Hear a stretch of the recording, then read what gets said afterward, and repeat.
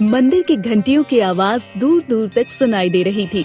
भोर की खूबसूरती और मंदिर से आती घंटियों की आवाज के साथ हर हर महादेव का उद्घोष वहाँ के माहौल को और भी मनमोहक बना रहा था। वहीं इस वक्त शिप्रा नदी के तट पर बैठी एक लड़की सुबह की खूबसूरती को निहार रही थी। सुबह की लालिमा में उसका दूध जैसा बेदाग गोरा रंग और भी निखर रहा था। उसकी काली झील सी बड़ी बड़ी आंखें, सुर्ख गुलाबी होंठ और लंबे काले खूबसूरत बाल जो हवा के झोंके से उसके चेहरे पर बार बार आ रहे थे। ये लड़की थी माही, एकदम निश्चल, मासूम और दुनिया के हर छल कपट से अनजान। माही बिना कोई मेकअप के हल्के पीले रंग के अनारकली सूट में इतनी प्यारी लग रही थी कि किसी का भी ध्यान अपनी ओर खींच सकती थी। मंदिर की आरती के बाद शिप्रा नदी के किनारे बैठकर कुछ वक्त बिताना और उगते सूरज के खूबसूरत नजारे को देखना, ये उसका रोज का रूटीन था। माही सुबह की उस खूबसूरती में खोई हुई थी। तभी किसी ने पीछे से आवाज दी, माही बिटिया, यही बैठी रहोगी या घर भी चलना है? माही ने पलट कर देखा और उसके चेहरे पर बड़ी सी मुस्कान आ गई। उसने खड़े होते हुए कहा, आ रहे हैं बाबा। माही के पिताजी गंगाधर शर्मा उज्जैन में ही एक छोटी सी नौकरी करते थे, जिससे उनका और माही का भरण पोषण अच्छे से हो जाता था। माही की माँ उसे जन्म देते ही गुजर गई थी। तब से गंगाधर जी ने माही को माँ और बाप दोनों का प्यार देकर बड़ी नाजों से पाला था। हालांकि उनके बाकी सब रिश्तेदारों ने उन्हें दूसरी शादी के लिए भी कहा था, लेकिन वो माही के लिए सौतेली माँ नहीं लाना चाहते थे। माही अपनी आरती की थाली लिए सीढ़ियाँ चढ़ते हुए ऊपर आई और मुस्कुराते हुए बोली, बाबा घर चलिए। माही के पिताजी ने मुस्कुराते हुए कहा, बच्चा तुम कभी यहाँ आना नहीं भूलती है ना? माही सीढ़ियाँ चढ़ते हुए चहकते हुए बोली, हाँ बाबा, मुझे ये जगह बहुत सुकून देती है। कड़ा है पूरा दिन यही बैठी रहूं। सुबह के वक्त ये जगह और भी खूबसूरत हो जाती है। बस बस मेरी गुड़िया, अब घर चलो, आज तुम्हारा रिजल्ट भी तो आना है ना? ये सुनकर माही लगभग भागते हुए बोली, अरे हाँ जल्दी चलो बाबा, मुझे देर हो जाएगी। घर पहुँचते ही जल्दी से माही ने नाश्ता तैयार किया और फटाफट नाश्ता करके जाने को हुई। तभी उसका फोन रिंग करने लगा। फोन की स्क्रीन पर चाचा जी नाम लिखा हुआ था। नाम पढ़ते ही माही ने चिल्लाकर अपने बाबा को बुलाया, बाबा जल्दी आइए, चाचा जी का फोन आया है। माही के चाचा जी महेश चंद्र शर्मा का नाम इंदौर शहर के बड़े बिजनेसमैन में शुमार था। उनके परिवार में बस उनकी पत्नी निर्मला देवी और उनकी बेटी सारिका थी।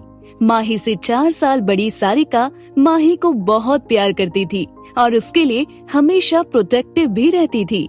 उसकी करीब करीब रोज ही माही से बात होती रहती थी। माही अपने माँ बाप की शादी के 10 साल बाद काफी मन्नतों से हुई थी, इसलिए वो सबकी लाडली थी। महेश चंद्र और उनका परिवार हमेशा चाहता था कि गंगाधर और माही दोनों उनके पास आकर रहे, लेकिन गंगाधर कभी उज्जैन को छोड़कर जाना ही नहीं चाहते थे। जब तक उसके बाबा आते, माही फोन उठाकर बोली, नमस्ते चाचा जी, कैसे हैं आप? आज बड़े दिनों बाद आपको अपनी गुड़िया की याद आई? महेश जी ने धीरे से हंसते हुए बोला, अरे मेरी गुड़िया, तुम्हें तो हम रोज याद करते हैं। तुम तो हम सबकी जान हो, तुम्हें हम भूल सकते हैं क्या? वैसे आज तुम्हारा रिजल्ट आने वाला है ना, उसके लिए बेस्ट ऑफ लक। माही ने भी बड़े प्यार से जवाब देते हुए कहा, धन्यवाद चाचा जी। अच्छा आप बाबा से बात कीजिए, मुझे देर हो रही है, मैं वापस आकर आपसे बात करती हूँ। ये कहकर माही ने फोन गंगाधर जी को पकड़ा दिया और भागते हुए बाहर चली गई। पीछे से गंगाधर जी आवाज देते हुए बोले, अरे बिटिया ध्यान से। लेकिन तब तक माही घर से बाहर चली गई थी। गंगाधर जी ने फोन कान पर रखकर मुस्कुराते हुए बोले, कैसे हो महेश? महेश जी ने भी जवाब में कहा, सब अच्छा है भैया, आपका आशीर्वाद है। फिर कुछ सोचते हुए उन्होंने आगे कहा, भैया फिर आपने क्या सोचा है? गंगाधर ने हैरानी से पूछा, किस बारे में? महेश ने कहा, आपके और माही के यहाँ इंदौर आने के बारे में क्या सोचा है? गंगाधर याद करते हुए बोले, ओह वो नहीं महेश, मैं उज्जैन को छोड़कर कहीं नहीं जाऊंगा। यहाँ मेरी सुमित्रा की यादें बसती हैं। पर अब मैं चाहता हूँ कि तुम माही को अपने साथ ले जाओ। महेश परेशानी जताते हुए बोले। पर भैया, माही आपके बगैर यहाँ आने के लिए राजी होगी क्या? गंगाधर उन्हें समझाते हुए बोले। तुम उसकी चिंता मत करो, मैं उसे समझा दूंगा। तुम 3 दिन बाद आकर उसे ले जाना। ये सुनकर महेश ने कहा, ठीक है भैया, जैसा आप कहे। मैं 3 दिन बाद माही को लेने उज्जैन आ रहा हूँ, आप अपना ख्याल रखिएगा। गंगाधर ने कहा, ठीक है। ये कहकर गंगाधर ने फोन काट दिया। लेकिन अब उनकी आंखों में नमी थी, क्योंकि जब से माही पैदा हुई थी उन्होंने एक भी दिन उसे अपने आप से दूर नहीं किया था। लेकिन अब दिल पर पत्थर रखकर उन्हें माही को अपने आप से दूर करना पड़ रहा था। अब उनके मन में सिर्फ यही उथल पुथल हो रही थी कि वो माही को इंदौर जाने के लिए कैसे मनाए। इसलिए अब वो बेचैनी से माही के वापस आने का इंतजार कर रहे थे। दोपहर 11 बजे माही दौड़ते हुए आई और अपने बाबा को पुकारने लगी।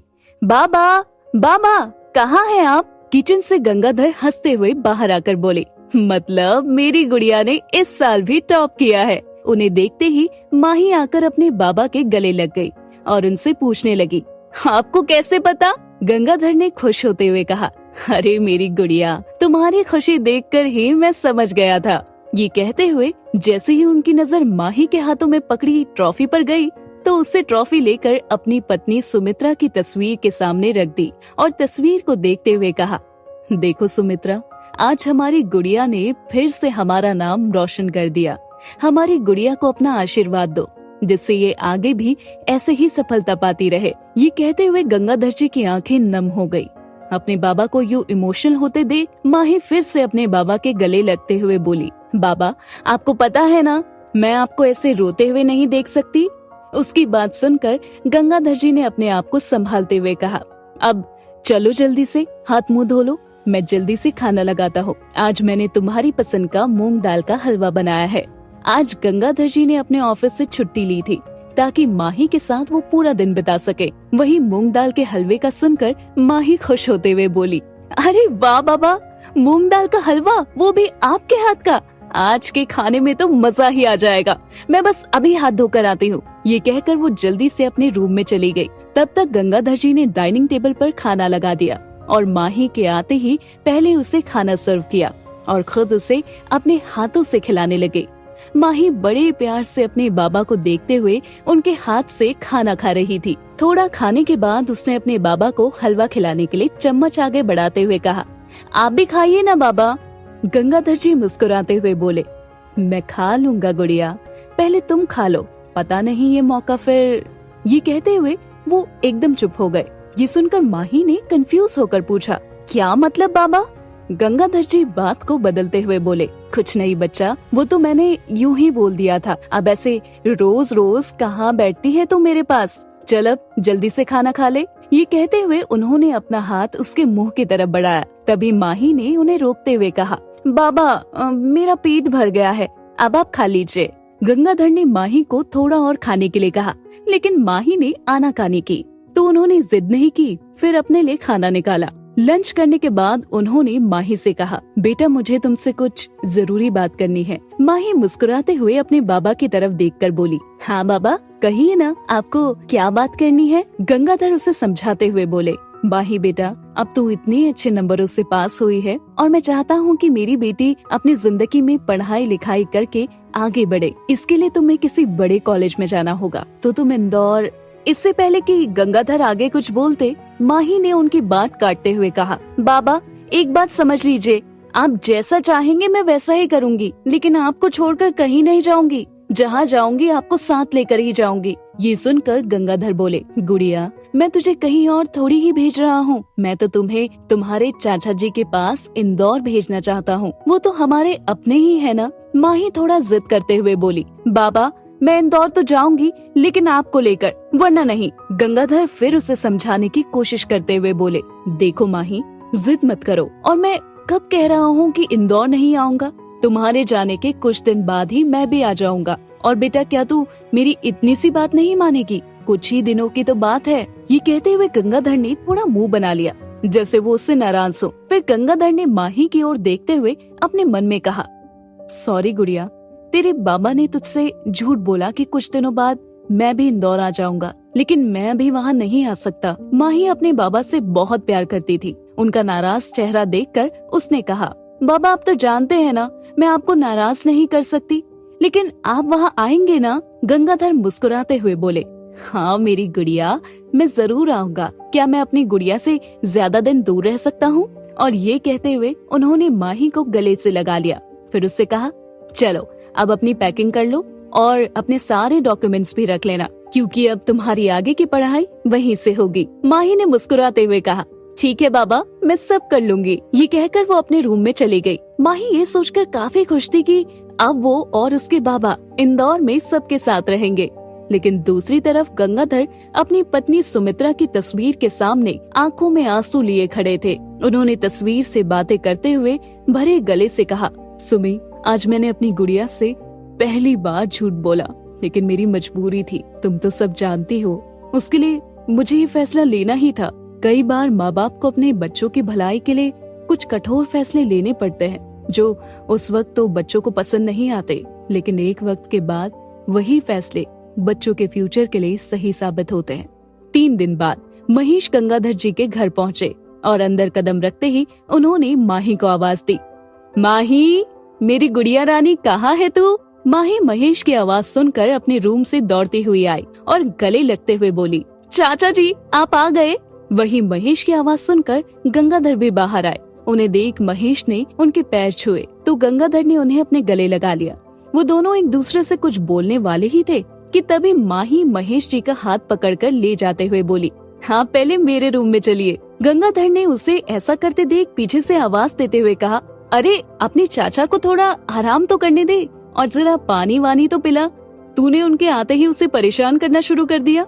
माही बिना रोके ही उन्हें अंदर ले जाते हुए बोली, चाचा जी मेरे रूम में ही आराम कर लेंगे, मुझे इनसे ढेर सारी बातें करनी है और मेरी ट्रॉफी भी तो दिखानी है। माही की बातें सुनकर दोनों भाइयों को हंसी आ गई और महेश जी हंसते हुए माही के साथ चले गए। कुछ देर बाद गंगाधर महेश को बुलाने माही के रूम में आई तो देखा कि माही महेश की गोद में सिर रखे सो रही थी। माही को ऐसे सोते देख गंगाधर के चेहरे पर मुस्कान आ गई। महेश ने उन्हें आवाज न करने का इशारा किया और धीरे से माही का सिर बेड पर रख दिया। फिर गंगाधर के साथ माही के रूम से बाहर आ गए। क्या वाकई में गंगाधर माही को उसकी पढ़ाई के लिए ही इंदौर भेजना चाहते हैं या इसके पीछे है कोई बड़ा कारण? क्या होगा जब माही को पता चलेगा कि उसके बाबा ने उससे झूठ बोला है? जानने के लिए सुनते रहिए ये कहानी सिर्फ पॉकेट एफएम पर।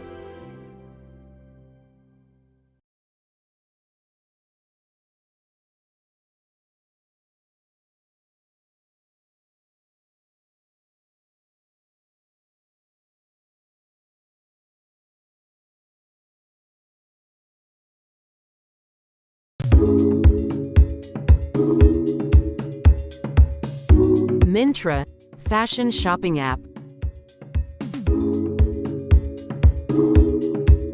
Download today and get started.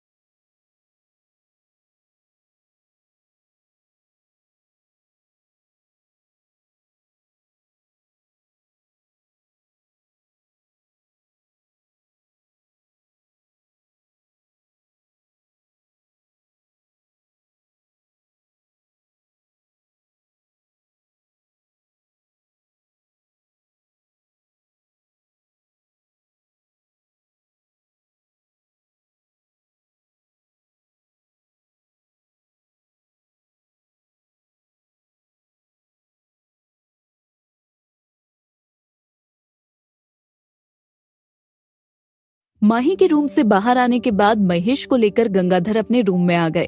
माही को खुद से दूर भेजने का फैसला उन्होंने